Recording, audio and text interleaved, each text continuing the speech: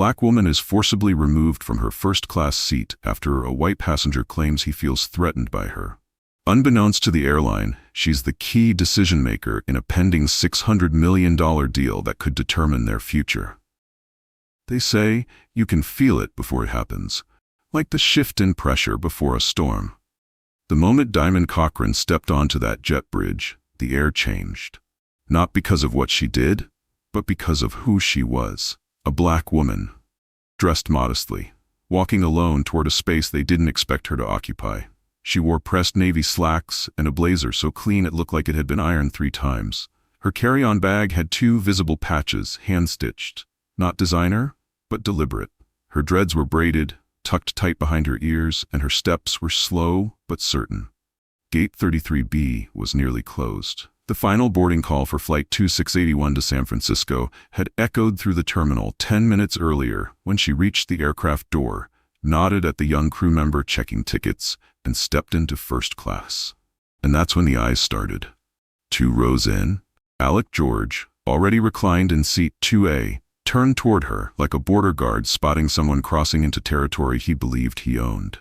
White man, mid-40s, Bluetooth earpiece still blinking blue from a call he hadn't hung up properly. His suit jacket folded over his lap. His duffel bag, bulky and wide, spilled halfway into the overhead space. Diamond glanced up. There wasn't much room left. Just enough to slide her small carry-on in if she turned it sideways and gently nudged his duffel a few inches. She raised her arm, reached up a palm and adjusted the bag, just a touch. But Alex snapped. "Don't touch my bag." His tone was territorial. It's like he'd caught someone trespassing on private land. Diamond didn't flinch. "I'm just trying to fit mine in," she said, her voice even. But it didn't matter, because by then it was no longer about the bag. It was about who dared to lift it. That's when Alicia Kelly appeared, one of the senior flight attendants. Blonde hair in a tight bun, uniform pristine, lips painted in a color that made her words feel sharper. She walked over with the confidence of someone used to being believed, no matter what came out of her mouth. "Is there a problem here?" she asked, already siding with the man. Alec didn't hesitate. "She's being aggressive. I feel unsafe." And just like that, the narrative twisted. From overhead space to threat, from movement to menace. Diamond blinked. Once, twice, her hands still at her sides. "I just boarded," she said. "I haven't even sat down yet." Alicia's face hardened. Her tone dropped. "Ma'am, I will need you to step off the aircraft. You're disturbing my first-class cabin." Diamond straightened. The whole cabin seemed to hold its breath. "I paid for this seat," she said clearly. "I'm not disturbing anyone." Alicia didn't blink. "We'll call the security if you won't cooperate." And just as the tension reached its breaking point, Alicia landed a hard-palmed slap across her cheek. "I'd love to know where you're watching from today, Wes. And if you're enjoying these stories, make sure you're subscribed because tomorrow's special episode is one you don't want to miss." The sound cracked through the cabin like the snap of a seatbelt, loud and unmistakable. Diamond's head jerked to the side, her skin flushed red almost instantly, and still she didn't cry. Her jaw trembled, but her spine stayed straight.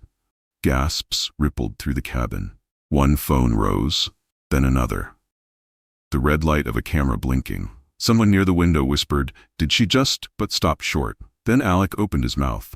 "Bye," he said, and then added, "Apes don't fly." That was it. The moment turned. Cameras focused, murmurs surged, and before anyone could process it further, security entered the cabin. 2 agents in black polos with hollow eyes and quiet radios. "We need you to come with us, ma'am," one of them said, already reaching. Diamond stood, her face still stunned from the slap. She turned, steadied herself, and let them lead her toward the front. That's when Kayla Skinner in 3B spoke up, eyes wide with disbelief and rising fury. "This is wrong," she said, standing halfway up from her seat. "She hasn't done anything." One of the security guards paused, only briefly, then kept moving. She walked down that narrow aisle with the grace that didn't ask for permission. And when she stepped onto the jet bridge, she stopped, reached into her coat pocket, pulled out her phone, and pressed a number. "Get me through to Noel Howard," she said, her voice low but sharp. "Tell him it's Diamond, from Vanguard Capital." She paused, staring down at the floor like it had personally offended her. Let's see if $600 million is enough to make him pick up. Diamond Cochran stood in the sterile silence of the jet bridge, her back to the aircraft, her hand gripping the phone like it was the only anchor left in a world gone sideways. The sting on her cheek was still fresh, sharp, burning, and unforgettable. The security guards had stepped back, waiting awkwardly near the gate door, like they suddenly weren't so sure they'd done the right thing. Diamond's entire focus was on the call still ringing on the other end. Behind her, inside the cabin, the mood had shifted, tense and fragile, like something might snap at any second. The curtain dividing first class from the rest of the plane swayed slightly, then parted. Flight attendant Alicia Kelly slipped through it, looking flustered. Her usual polished appearance was fading, her cheeks were flushed, and strands of her once perfect hair clung to her forehead. She had a phone pressed to her ear, and when she spoke, her voice was barely louder than a whisper. Some woman just claimed she knows Noel Howard, and is threatening to kill a deal. A big deal. Like corporate emergency level big. Can you get back to me fast, please? The confidence in her voice had vanished, replaced by a sharp edge of fear. Because Alicia hadn't recognized that name before. Noel Howard. But now she did. And the pieces were falling into place. Slowly. Dreadfully. That slap she'd thrown hadn't just hit some entitled passenger pushing his way into first class. It had landed on someone important. Someone with power, with influence, with real money. And worse, she had the proof to back it all up. In the cockpit, the pilot's iPad pinged, a soft sound, but the message it carried hit hard. A high-priority alert from corporate legal was routed through the airline's internal operations team. Bold red text lit up the screen. Flight 2681 flagged. Potential executive breach. Reassess crew action immediately. Do not depart until override clearance is confirmed. The pilot blinked, looked at his co-pilot, and murmured, what the hell just happened? Meanwhile, back on the jet bridge, Diamond's voice sliced through the silence. Cool, controlled, and sharp as steel. Yes, she said into the phone. I was slapped by your employee for adjusting a carry-on bag, while black. She paused, just long enough for the weight of it to sink in. Now tell me, what do you think happens when that hits Bloomberg? NASDAQ or Black Twitter? No raised voice, no drama, just a calm, precise warning, and it landed like a thunderclap. Beside her, a soft shuffle of sneakers against linoleum broke the tension. Kayla Skinner, the young black woman from row 3B, stepped out from behind the curtain. She looked unsure at first, eyes darting between the security guards and the flight agent, the chaos unraveling quietly around them. But when she saw Diamond's face, still burning, still defiant, her expression settled into something solid. I saw what she did, Kayla said, pulling out her phone. I've got the whole thing. The slap, the way they tried to throw you off like you were dangerous. You didn't do a damn thing wrong. Diamond glanced over. Their eyes met for a second, and Diamond gave her the smallest nod, one that said thank you, but also, I got this. Inside the terminal, just past the gate doors, a gate agent froze, her earpiece crackling softly. Someone from corporate had just spoken into her ear. Her face went pale as she turned sharply toward the cabin entrance. She leaned in, voice tense. Alicia, she hissed, waving her hand, you need to bring her back. Alicia didn't move. The gate agent stepped closer. That's not a suggestion. That's an order. From the top. Alicia blinked, lips parting, but no sound came out. From his seat in first class, Alec George turned toward the jet bridge. He'd caught the whispers, noticed the nervous glances between flight attendants. Something had shifted, and he could feel it slipping out of his control. Arms crossed, he leaned back and glanced at his phone, pretending to be unbothered. But the smirk he wore earlier? Gone. Replaced by a tight, uneasy line. Out on the jet bridge, Kayla held up her phone so Diamond could see the screen. This, she said, already uploaded. I tagged Horizon Airlines. It's blowing up. Diamond took a breath, slow, steady. She didn't smile, but her spine straightened. Her stance grew firmer. The energy in the air had changed. And now it was leaning her way. Inside the cabin, Alicia tried to collect herself. She stepped back through the curtain, smoothing her uniform as though she could iron out the mess that had just unfolded. She glanced at the gate agent, her voice more composed now, controlled. Tell them I'll handle it, professionally. But the gate agent didn't budge. She shook her head. They said it's not your call anymore. Still outside, Diamond stood tall, one hand gripping her phone, the other wrapped around the handle of her carry-on. Her jaw was set, her cheek still flushed, but her face held firm. "If I'm not back in that seat within 5 minutes," she said evenly, "my firm pulls every dollar off the table. That's not a threat, that's policy." And this time, no one doubted it. Whoever was on the line must have understood the gravity, because Diamond didn't have to say anything more.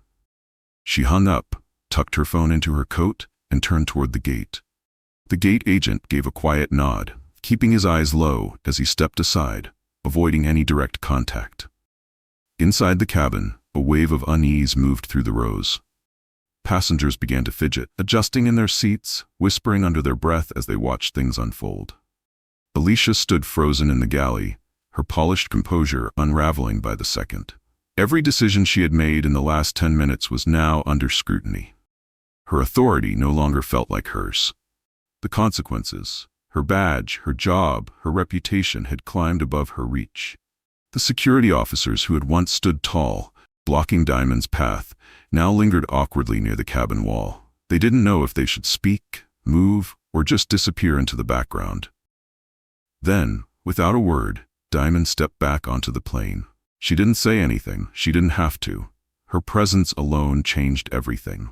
Her walk was steady, her expression unrateable, but the weight of what she carried into that space was unmistakable. What had started as a minor inconvenience had now grown into something bigger. Everyone could feel it. This wasn't just about a misplaced carry-on. It wasn't about a misunderstanding. It was about race. And everyone in that cabin knew it, whether they admitted it or not. As the door behind her closed, the atmosphere felt stifled.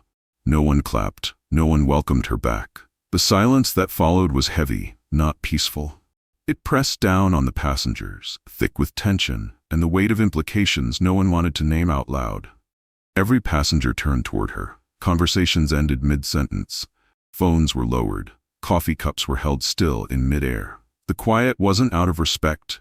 It was the kind of stillness that happens when something serious has taken over a room. Diamond Cochran had re-entered the plane, not as someone trying to reclaim her seat, but as someone whose name now carried power. She was no longer just a passenger. She was the focus of a situation that was spiraling well beyond anyone's control. Alec George, seated in 2A, glanced up from his phone. He had been ready with his usual smirk, the same one he wore like a mask in uncomfortable moments. But it didn't reach his lips this time. When his eyes met Diamond's, he noticed something different in her, something fierce, steady, and cold.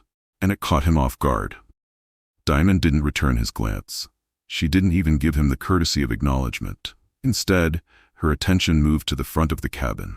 There, Alicia Kelly stood stiffly near the galley, her hands folded with unnatural precision, and her smile stretched so tightly across her face that it looked more painful than polite. It wasn't confidence anymore. It was panic wrapped in professionalism. "Welcome back, Miss Cochran," Alicia said, her voice unnaturally sweet, dripping with fake warmth. Diamond kept walking. She didn't answer. She didn't flinch. She reached her seat, paused, and slowly turned toward Alicia. Her voice, when it came, was calm but piercing. "I'll need disinfectant for the seat, and your badge number." She didn't need to raise her voice. The tone was enough. It cut straight through the quiet like a sharp edge. In the galley, 2 flight attendants stiffened, visibly reacting to the words. Just inside the cabin, a gate agent looked away, pretending to focus on their tablet, clearly uncomfortable with being caught in the middle. Alicia blinked several times. Her smile faltered, the edges twitching under pressure. But she nodded, barely holding her voice together. "Of course, right away." Behind Diamond, Kayla Skinner appeared again, stepping forward with quiet confidence. She reached up and helped Diamond lift her patched carry-on into the overhead bin. Diamond gave her a single thank you nod, turned and sat, graceful, composed. Alec shifted, slowly, uncomfortably. He adjusted the cuff of his blazer like it suddenly didn't fit right. Then he glanced around, scanning the cabin like he was looking for a witness to back him up. But none came. Not this time. 2 rows behind him, a couple leaned toward each other. The man, older, black, in a tailored gray vest and polished shoes, gave Diamond the slightest of nods. Respectful, quiet, but meaningful. And his wife, already halfway through a complimentary cocktail, leaned in closer. "Isn't she?" the husband whispered. "Yeah," the wife replied. Her voice was hushed, but her eyes were wide with recognition. "She's the woman from the Wall Street Journal piece, the investor who saved Atlanta Metro Bank during the crash. She's not just first class." She paused, glanced toward Diamond's seat, then finished the sentence like it was sacred. "She is the class." That was the moment Alec's smirk died. He turned slightly in his seat, his shoulders rounded in on themselves. The kind of posture people take when they realize they're not the main character anymore. Just the embarrassing footnote. Diamond settled back into her seat with quiet assurance. She reached for a sanitizing wipe and began to clean her space, not out of necessity, but out of purpose. Every motion was deliberate. She wiped the armrest, then the headrest, followed by the seatbelt buckle and tray table. It was more than just a habit. It was a message. This seat was hers, and she was reclaiming it, one firm gesture at a time. Across the aisle, a woman wearing a string of pearls tightened her grip on her purse. She pretended not to stare, eyes fixed forward, yet she kept glancing at Diamond from the corner of her eye, unable to look away. A faint cough echoed from somewhere in the back, a nervous attempt to break the silence that now hung heavily over the cabin. But not everyone felt awkward. Kayla relaxed in her seat and tilted her head with a satisfied smile. Her voice was low, but the words landed clearly. Tables turn faster than turbulence. At that, something in Diamond's expression softened. It wasn't a grin, but the hint of a smile curled at the corner of her lips. Quiet, controlled, but real. She still hadn't spoken a word to Alec. She hadn't looked in his direction or acknowledged his presence, not even once. This was the same man who had accused her of being threatening for simply picking up her bag. The same man who watched her be slapped and removed from the flight as if she were a problem to be handled, not a person to be respected. He had sat in silence then, satisfied, feeding on the chaos with a smirk and a bigoted comment. Now she sat just 2 seats away from him. Not as someone trying to reclaim her dignity, but as someone who never truly lost it. Her silence was louder than any argument. She had nothing left to prove.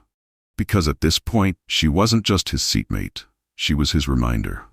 A woman who had risen above his insult, his assumption, and even his approval.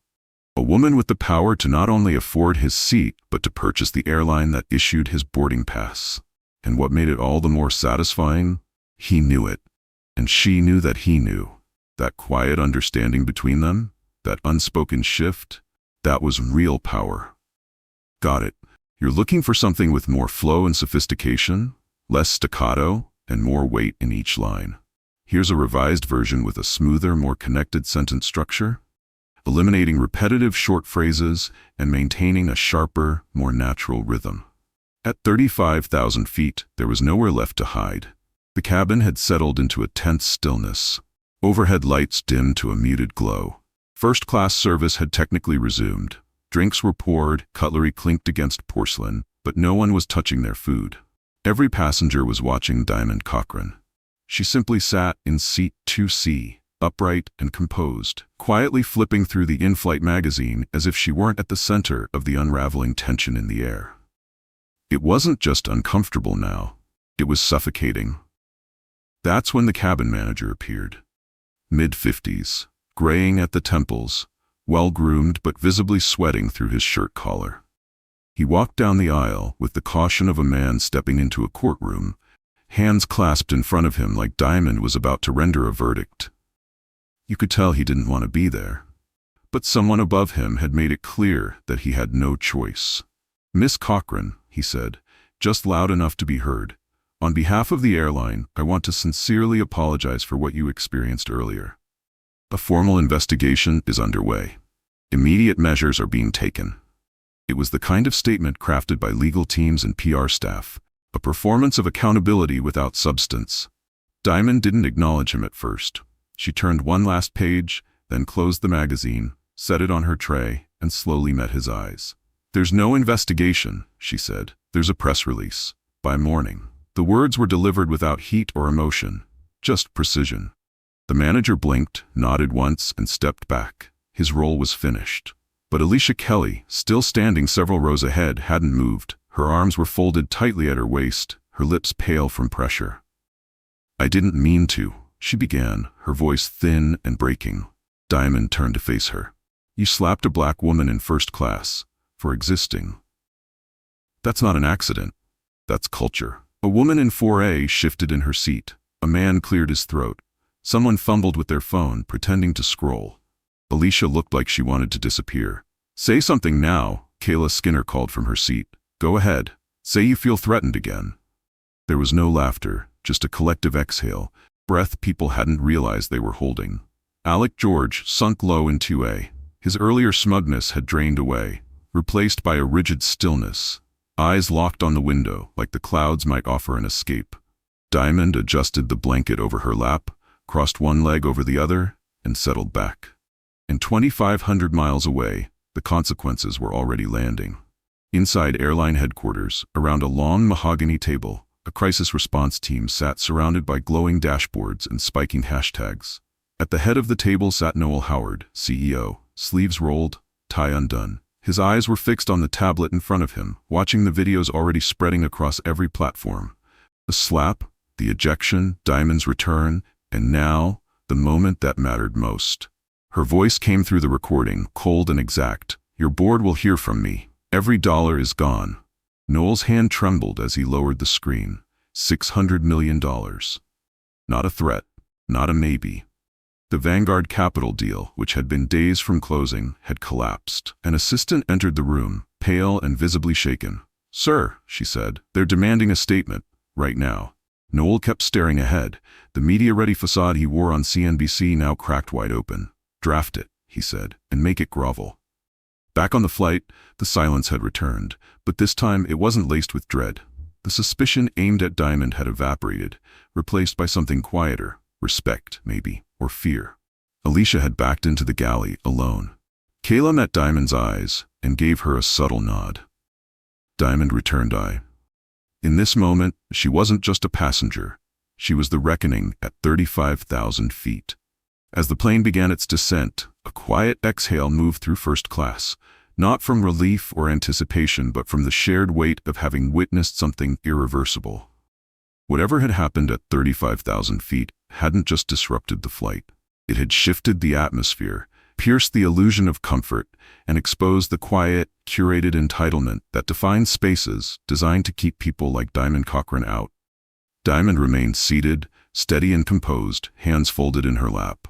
Her face still carried the echo of the slap, not just the sting of Alicia Kelly's hand, but the deeper offense beneath it.